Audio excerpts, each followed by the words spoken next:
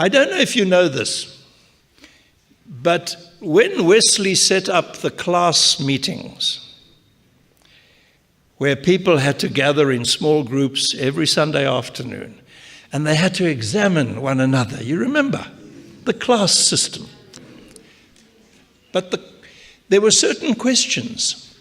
And what was the question they had to ask each other? Can you tell me? I thought you would say that. How is it with your soul? That is not the first question that used to be on the list.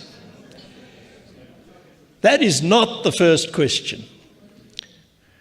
The first question was, in Wesley's time, what have you done in the past week to help the poor? That was the first question.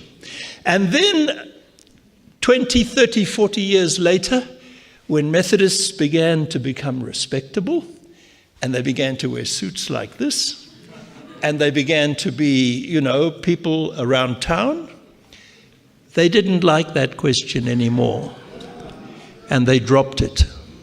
And they liked another question because it was so much easier to answer. How is it with your soul?